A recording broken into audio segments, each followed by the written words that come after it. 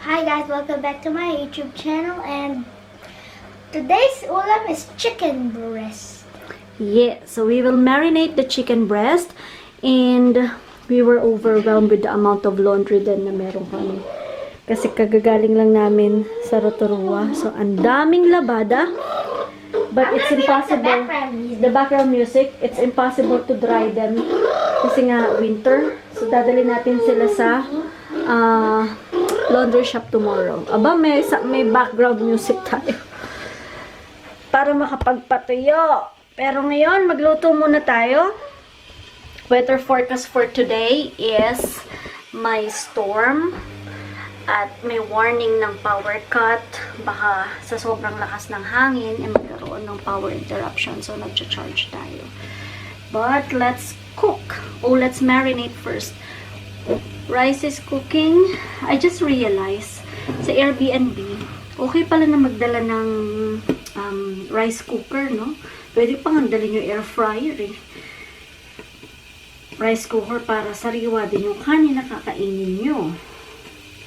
That's one of the advantage of having an Airbnb booking. So, ang kailangan natin ngayon ay this is olive oil. The last of the olive oil. I would like to add more, kaya lang wala na. Pero pag nabitin tayo, let's add canola oil onto that. We have the churva sauce, which is the Worcestershire sauce. Wow. Did I get it right? I don't know. But it's churva sauce. The liquid seasoning from Knorr. Soy sauce. Likamki. Yung ating oyster sauce. And basically, kung ano yung mga herbs and spices na gusto nyong i-add. So, there's no perfect recipe for this one. It really depends on your taste. Dahil I love or we love spicy. So, we will be adding chili flakes. We have the smoked paprika. We have the Italian herbs. And I love the healing effect of oregano. And I believe in that. So, we'll add oregano. Garlic granules. Garlic powder. And the allspice, which is the chicken spice. We'll have pepper, salt, and of course, our lemon. So, basically, naglalaro lang siya sa isang 1 tablespoon or 1 teaspoon, depending on your taste. Pwede nyo pa rin naman siyang tikman kasi hindi nyo pa naman i-add yung chicken nyo. So, what my chicken is, nagde-drain pa lang siya. Chicken is draining. But what we're going to do with the chicken is we will poke. Igilig na natin yung mga yan. Ayo. Inuunti-unti ko ang pag-upload noong mga video natin sa Rotorua kasi marami-rami siya. At kung lalagay ko lahat sa isang bagsak, matagal. Kaya, unti-unti na lang. Hindi na rin ako masyadong nag-i-edit pa. Basta pinagsasama-sama ko na lang sila. Anyway, it's for the family's memory. And,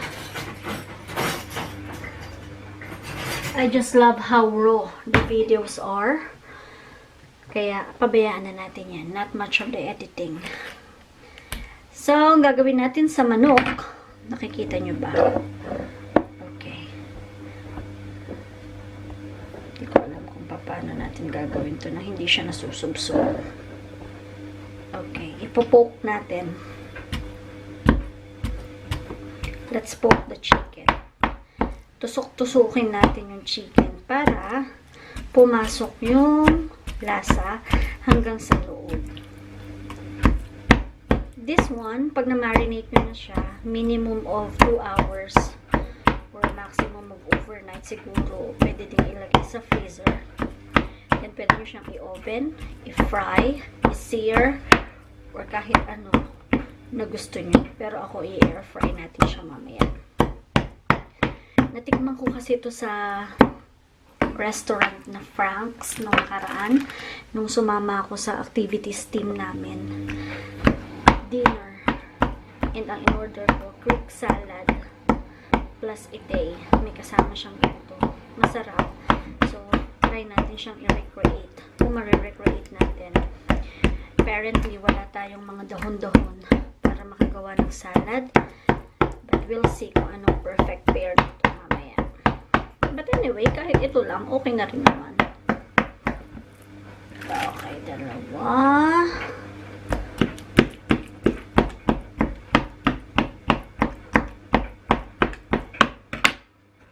My Canon is cooking na din. Kasi baka nga mawalan ng kuryente. So, maaga na tayong mag-dinner. Kung magutom na lang sila bantang alas 8, mag-merienda na lang. Mas okay na yung ready kesa yung nga tayo mamaya pag nawalan ng kuryente. Kung sakali na. So far, kasi pag nagbibigay sila ng ganyang warning, very reliable. Remember, sa Rotorua na wala din tayo ng kuryente. Ng gabi, mga madaling araw, alauna. Kaya ngayon, agahan na natin. So, ito na ang ating olive oil. And to this one, we will add yung ating lemon. Let's try adding lemon. 3 tablespoon. 1, 2, and 3. Ang lahat ng na-add natin na ingredients, itabi muna natin sa gigilid para di tayo malito. Maingay yung washing machine yun. 3 salang ko na. Tapos ang ating soy sauce. 1, 2, and 3.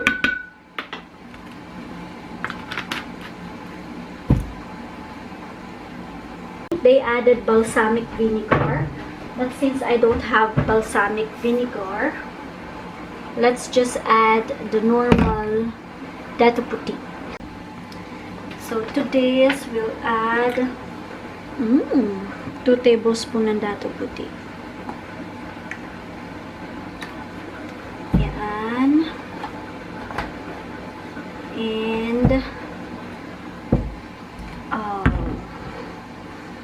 yung ating oyster.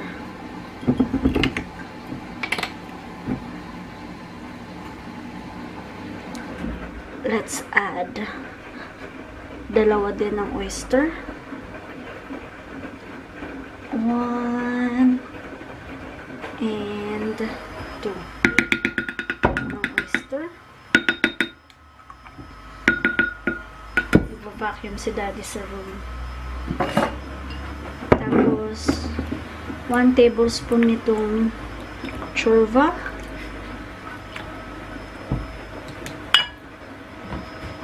A little ng seasoning. Wala na pala tayo nito. Paubos na.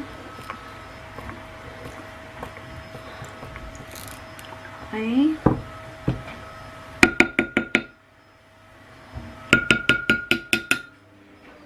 So, yan. And then, hindi ako fan ng matatamis na ulam.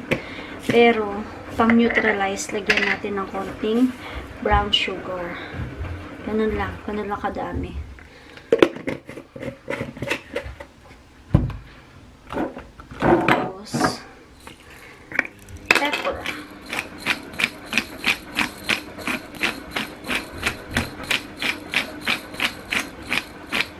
Na maanghang. So, pepper lang tayo. Pepper.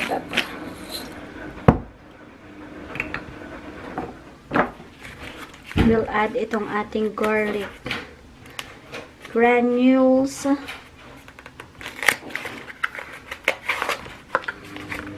I love this one. Ay, wala pa rin sila. Wala silang stock noong ano nila. Clip. But siguro dahil nga ano ito, ziplock. 1 teaspoon ng garlic granules. Let's keep that one there. Marami na tayong pampaalat na nilagay, kaya konti na lang ng salt. Siguro mga kalahati. Kalahati ng salt. 1 teaspoon ng garlic powder.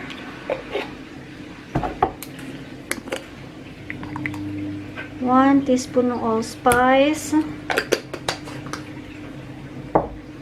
course, ang ating magic oregano. Bango.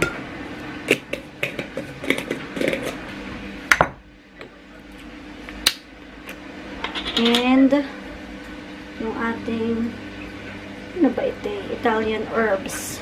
Hey, Mommy, Yes, babe. what's for dinner? This one, yung chicken breast. Lulutuin ko na kasi baka mawala ng kuryente. Why are you worried about that? Ayoko mo. Anong gagamitin natin? Is it actually true? Yeah.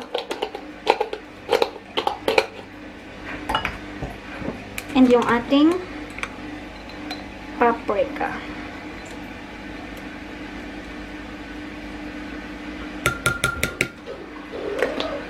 All done. And let's just mix this one. Mix, mix, mix. See, mix.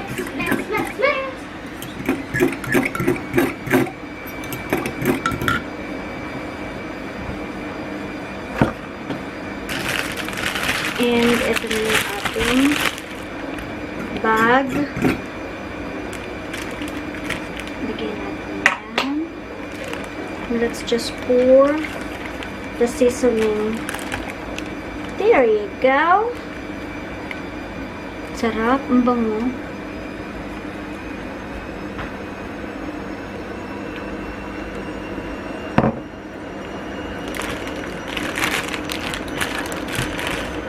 Tinikman ko siya. Masarap na siya. Pwede nyo pang tikman kasi hindi nyo naman inihalo sa chicken. Huwag lang yung ito. Tapos, let's remove the hangin bago natin i-seal.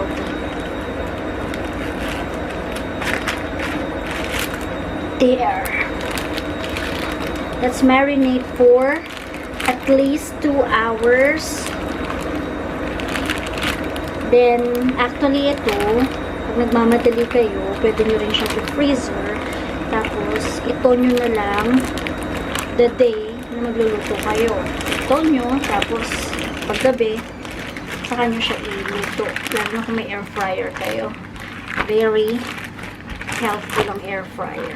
So, this goes in the fridge. Bawasan natin may hangin. This will go in the fridge and we'll check later. So, ito na yung na-marinate natin.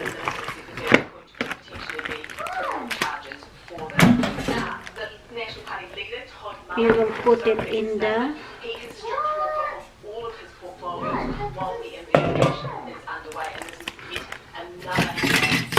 isa lang natin siya sa air fryer. Then, while we're doing the air fryer thingy, gawa tayo na sausawan.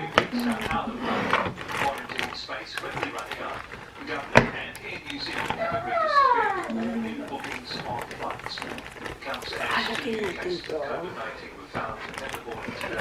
And the race is now on to find solutions to ease pressure on government-run facilities. One of them is a system where people have to book their spot and manage isolation in New Zealand before they board a plane.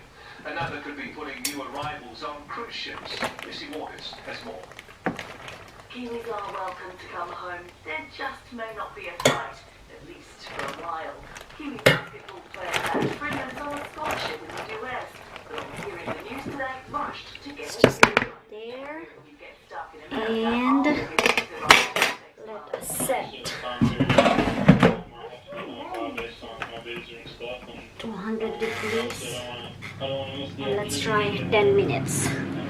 So while that one is cooking, I don't know if na-mention ko na bumili ako ng sa Asian shop.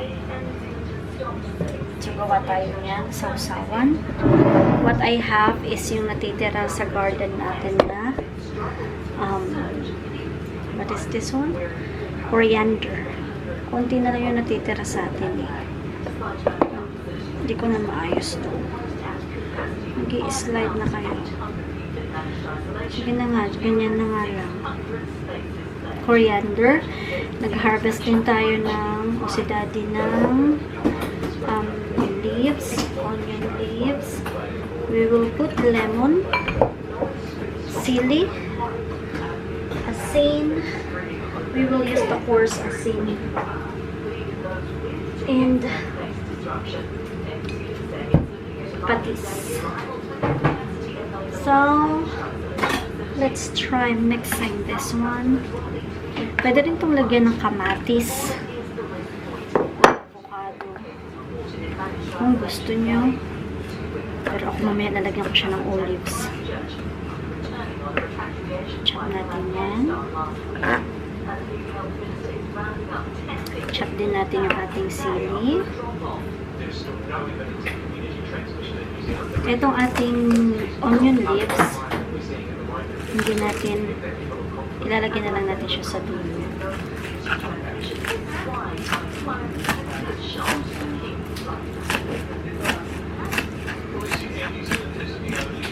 Luto na yung kanin natin. Kaligo na rin ako. So, minarinate natin siya ng 3:30 and now it's already 6 o'clock.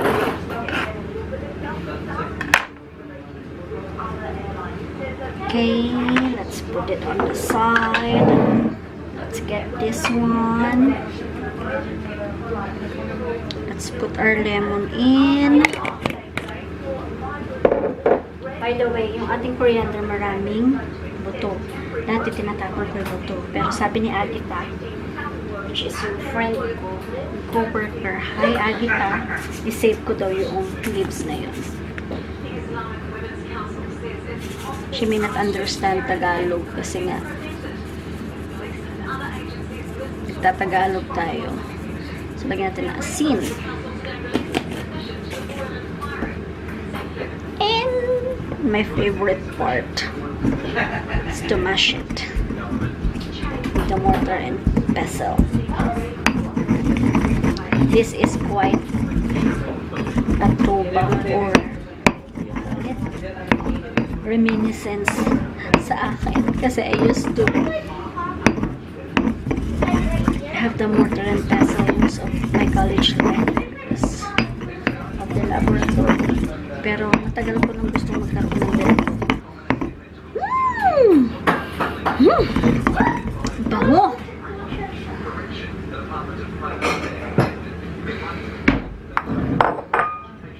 Tikman na nga natin.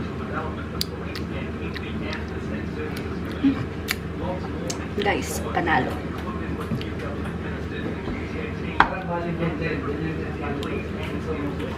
Let's add patis.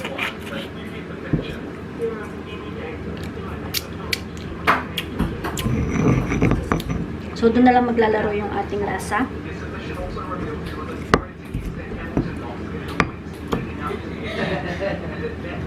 Pwede yung dagdagan ng lemon kung gusto nyo, which I will do. I will add lemon. So, yan na yung magiging sausawan ng ating chicken. I like olives. So, I'll just get black olives.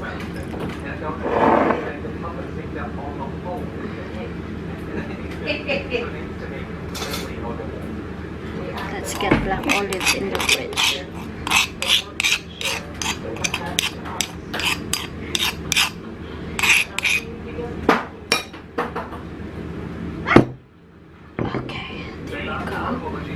Now let's add lemon.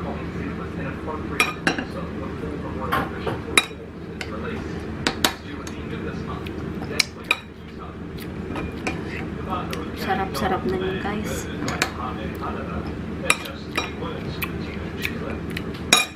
Let's keep it that way. So that's our wonderful salmon.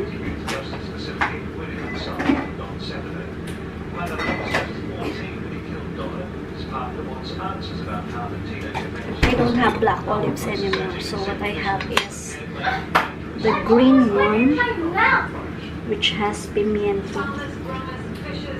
May pimiento ba ito? O basta it's stuffed. Oh!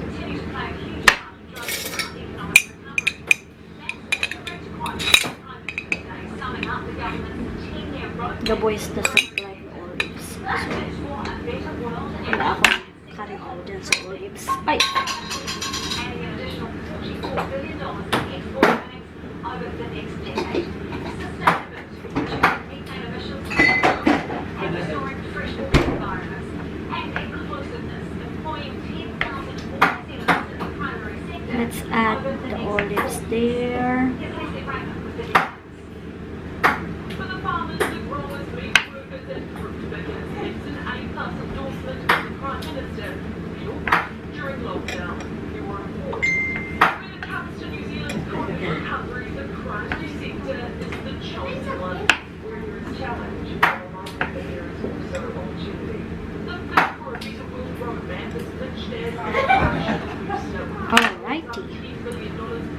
Etong part, ito pa lang ang pwede. So, ipapatikim natin siya kay Dad. Ali ka na, Dad, oh. Pumunta yung flappy ball doon sa gilid ka. Dahil hindi natin maasahan si Neo. Ano ba ito? Ito ka, Dad, oh. Tikman mo to. Hindi. Pagkain din. Kwento mo sa vlog kung masarap. Wait lang. Oh, sige, tikman mo na Neo. Isa din.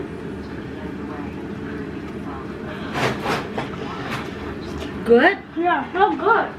Wow, so good daw. Ako titikman natin with the olives. That's super good. I like it. Kasi I like the olives, but this one, that. That.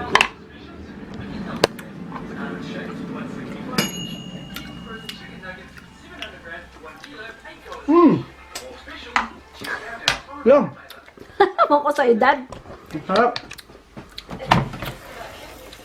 All done. Yep, yan ang partner niya. So, thank you. Please try this one. See you in our next vlog. Enjoy dinner time because dinner time is family time. Paalam!